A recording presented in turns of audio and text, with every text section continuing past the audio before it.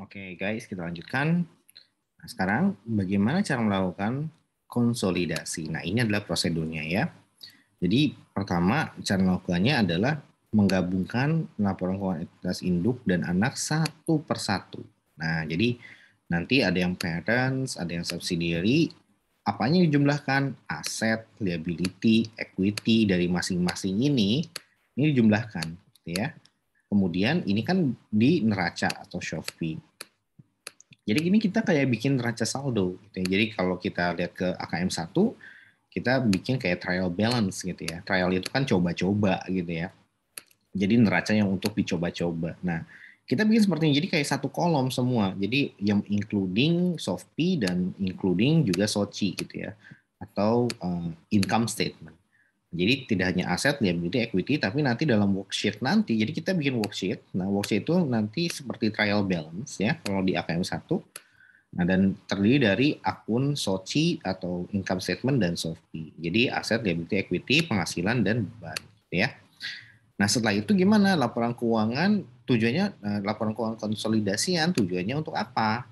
Tadi ya, untuk relevan tadi ya, akan memiliki confirmatory value, predictive value, bisa diprediksi ke depan gimana gitu ya.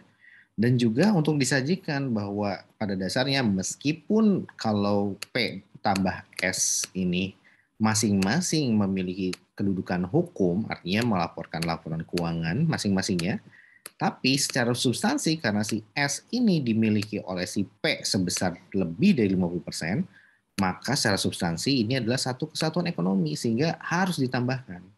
Nah, menambahkan itulah yang dinamakan prosedur konsolidasi. Kapan dilakukan? Tanggal 31 Desember gitu ya. Nah, oke. Nah, sekarang gimana sih teknisnya? Pertama, kita gabungin dulu gitu ya. Jadi kita bikin yang namanya worksheet ya.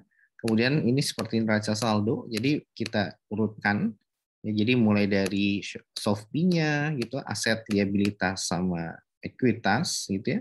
Baru kita urutkan ke income statement-nya ya. Atau dibalik juga bisa ya, income statement dulu baru Shopee ya, bebas lah ya. Kemudian terakhir arus kas ya, tapi biasanya arus kasnya tidak kita bikin ya, titik beratnya hanya ke Shopee sama Soci aja atau income statement. Nah, setelah kita gabungkan, jadi nanti kita bikin worksheet dulu, kemudian nanti akun-akunnya, akun Shopee, akun income statement, kemudian nanti di sini ada nih yang parent, yang subsidiary. Jadi nanti ini diisi, gitu ya, yang parent berapa, subsidiary berapa. Nah, setelah disajikan per masing-masing akun, baik untuk P dan S, barulah diapain? Dijumlahkan, gitu ya. Dijumlahkan sehingga menjadi nanti konsolidasi, gitu ya. P plus S, berarti nanti Shopee P ditambah Shopee S. Nah, cuman apakah cuma sekedar tambah-tambah saja? Jawabannya tentu saja tidak. Ada aturan mainnya berdasarkan PSAK 65. Ya, ini 65 ya. Nah, gimana caranya? Ya, ada eliminasi atau dihapus. Ya, jadi karena tadi ya sepanjang tahun dari tanggal 1 Januari sampai dengan 31 Desember itu si parents ya kalau di subsidiary mah bebas. Kita harus bicara parents ya. Jadi PSAK 65 itu berbicara tentang laporan keuangannya si parents ya. Nah, si parents ketika periode sepanjang tahun dari tanggal 1 sampai 31 Desember, dia melakukan pencatatan dengan ya boleh salah satu dari tiga hal ya. Cost method, fair value, atau equity method ya. Nah, konsekuensi dari pencatatan dengan menggunakan salah satu dari tiga metode ini nanti akan muncul yang namanya akun equity investment atau investment in S ya. Nah, investment in S ini ketika nanti di tanggal 31 ini harus dihapus gitu ya. Harus dieliminasi. Nah, dan bagian entitas itu pada ekuitas setiap entitas A ya. Nah, jadi itu nanti akan kita eliminasi, terus juga income from subsidiary juga nanti ini akan kita eliminasi ya, dihapus. Karena yang nanti akan muncul adalah gabungan dari aset, liability, equity, penghasilan dan beban. Nah, setelah itu setelah dihapus income from S, ini yang kedua ya, tahap kedua. Yang ketiga adalah mengeliminasi secara penuh aset liabilitas dalam intra kelompok usaha terkait dengan transaksi antar entitas dalam kelompok laba. Nah, intinya adalah maksudnya adalah gini, maksudnya jadi ketika terjadi transaksi jual beli atau utang piutang antara parent sama subsidiary, maka kembali ke konsep entity ya, economic entity ini bahwa satu entitas tunggal. Artinya P dan S ini sama dengan jadi satu sebetulnya secara substansi ya. Sehingga nggak bisa tuh jeruk makan jeruk ya. Tangan kita memakan tangan kita sendiri gitu kan.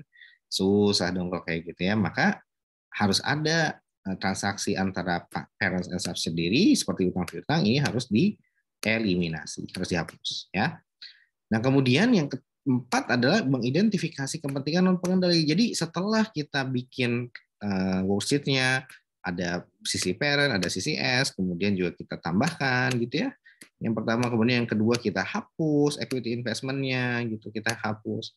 Kemudian kita tambah hapus juga intercompany transactions ya, intercompany antar perusahaan parents dan anak. Baru setelah itu kita munculkan yang namanya non controlling interest, yang non pengendali ya. Nah, di sini terdiri dari apa? Jumlah kepentingan non pengendali pada tanggal kombinasi awal, based on tanggal 22, sama bagian kepentingan non pengendali atas perubahan ekuitas sejak tanggal kombinasi tersebut. Nah, jadi ingat, kepentingan non pengendali ini harus kita laporkan ya. Jadi nanti ikut berubah sepanjang tahun ya. Jadi nanti harus dilaporkan berapa NCI awalnya ketika kita pertama kali melakukan konsolidasi gitu ya. Nah, nanti ada ditambahkan dengan apa? NCI dari perubahan ekuitas. Gitu ya. Ini NCI ini konsepnya sama aja, mengikuti si tadi ya, bisa cost, equity atau fair value. Ya.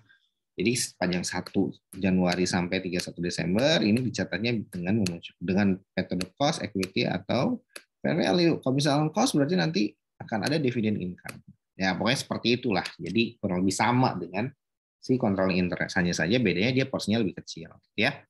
Nah, oke. Nah, kemudian yang keempat adalah ini teknisnya. Yang kalau yang tadi prosedurnya ada 4 prosedur ini. Nah, teknisnya gimana bikin jurnalnya ya? Intinya adalah melakukan pada dasarnya cara menyusun jurnal eliminasi sama penyesuaiannya, nanti yang dieliminasi itu apa aja ya. Jadi kalau tadi kan 4 langkah melakukan konsolidasi ya. Ini 1 digabung, dieliminasi, nah, eliminasi lagi gitu ya, baru nanti diidentifikasi kepentingan non pengendali. Nah, di slide selanjutnya saya akan bahas tentang ini saja. Fokus ya. Jadi yang dieliminasi apa aja sih? Kalau tadi kan udah jelas. Langkah pertama digabungin P plus S. Cuman nggak makin asal gabung, ada yang dieliminasi gitu ya. Nah, yang dielim ini nanti menghasilkan aset netonya P dan S yang bersih, yang bersih lagi, yang sudah bebas dari kuman, bebas dari sentuhan-sentuhan transaksi intercompany profit gitu ya, atau intercompany transactions ya. Nah, kayak gitu, sehingga begitu udah bersih maka tinggal dimunculkan berapa NCI gitu ya. Nah, di slide yang selanjutnya saya akan bahas lebih lanjut tentang eliminasi. Nah, bagaimana kita melakukan eliminasi? Jurnalnya seperti apa gitu. Yang pertama, jadi yang perlu dipahami dari konsep penyusunan eliminasi ini gitu ya, ini adalah jurnal ya. Nah, buat apa sih? Untuk menyesuaikan saldo pada setiap akun yang terdapat entitas yang dikonsolidasikan. Sehingga mencerminkan saldo yang seharusnya ketika seluruh entitas yang dikonsolidasikan dianggap sebagai entitas tunggal. Nah, maksudnya apa, Pak? Maksudnya ini dibuat di akhir tahun gitu ya, pada tanggal 31 Desember ya. Ketika apa? Ketika kita ingin melakukan konsolidasi gitu ya. Jadi eliminasi ini sebagai pembantu aja untuk memplotting konsolidasi eliminasi apa aja yang perlu dilakukan. Ya, seperti itu. Nah, karena entitas tunggal, maka P dan S disatukan, tapi ada syaratnya, P dan S ini nggak bisa jumlahin semua, ada yang harus dieliminasi. Ya, eliminasi nanti banyak ya, sampai AKM 2 itu nanti ketika transaksinya profit, inventory, jual inventory downstream atau upstream, kemudian ada PPE, kemudian ada nanti bonds payable ya, macam-macam pokoknya lah ya.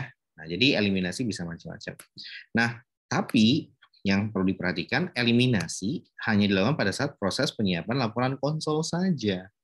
Artinya apa? Kok? Jadi ya cuma sekali doang di tanggal 31 Desember. Tapi ini tidak masuk ke buku besar. Itu dia ya. Tidak masuk ke buku besar. Tidak mengurangi penyataan dilakukan pada masing-masing entitas. Tidak dibawa ke periode berikutnya. Ya, artinya apa? Setelah dibikin, ya udah dibiarin aja, nggak dibikin T-account lagi, nggak dimasukkan ke T-account. Jadi jurnal eliminasi ini cuma buat ngebantu kita untuk memplotting angka-angka dalam worksheet kita. Nah, itu aja. dan dia tidak masuk ke T-account atau buku besar, ya. Nah, kemudian apa aja yang dieliminasi, ya? Tadi udah disebutkan ya bahwa pertama equity investment, ya. Yang kedua akun resiprokal, ya, seperti utang piutang, dan yang ketiga adalah transaksi intercompany profit, ya, intercompany transactions, ya. Jadi yang pertama dulu deh, equity investment ini nanti akan dihapus, ya. Kemudian nanti NCI akan muncul, ya. Kemudian nanti intinya adalah kita akan bermain juga seperti halnya equity investment, ya. Kita akan karena memang tanggal 1 sampai 31 itu kita catat dengan menggunakan cost atau equity, maka kita harus hitung juga berapa excess fair value sama goodwill-nya, gitu ya. Karena untuk bermain di equity method atau cost method atau fair value, kita akan sering berkaitan dengan tadi ya, excess fair value, good dan good, ya. Nah, ini gimana maksudnya? Berarti kalian harus tahu cost ketika kita membeli si perusahaan. Kemudian yang kedua, ini adalah book value-nya. Kemudian ini adalah fair value. Kembali ya. Ini adalah fair value-nya, yang bawah adalah book value. Ya. Nah, terus kalau kayak gini gimana Pak? Kalau kayak gini ya udah tinggal dimainkan aja. Kapan kita katakan sebagai excess? Sebagai excess ketika fair value lebih besar daripada book value. Ini excess atau excess fair value. Ketika cost lebih besar dari fair value, maka namanya bukan excess, ya. Namanya adalah goodwill, gitu ya. Oke, nah kemudian akun resiprokal seperti transaksi utang piutang dihapus, kemudian transaksi yang intercompany profit transactions, ya. Nah, contohnya ya tadi persediaan aset tetap, obligasi, gitu ya. Kalau kita jual beli downstream atau upstream dari obligasi, persediaan aset tetap obligasi, ini yang nanti akan kita hapus unrealized profit, ya. Nah, keuntungan kerugian hasil transaksi intra kelompok usaha diakui dalam aset, persediaan, aset tetap, dan obligasi harus dieliminasi, ya. Kemudian ketika downstream, semua laba disesuaikan, ya, mempengaruhi laba induk.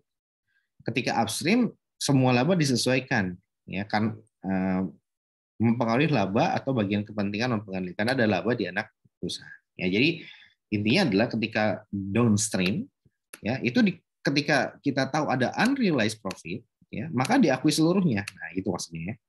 Seluruhnya, misalkan 20 juta unrealized-nya, ya udah 20 juta langsung kita eliminasi. Nah, tetapi itu kalau downstream ke bawah. Kalau ke upstream, maka nggak bisa langsung kali 20 juta, tapi dikali dulu persentasenya berapa, ya. Nah, persentasenya berapa? Nanti inilah yang akan menjadi yang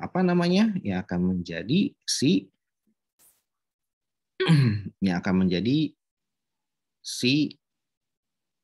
unrealized profit-nya, ya, unrealized profit yang akan kita hapus, ya. Oke, itu aja mungkin yang bisa saya sampaikan. Nanti kita lanjutkan pada pembahasan di video selanjutnya. Terima kasih.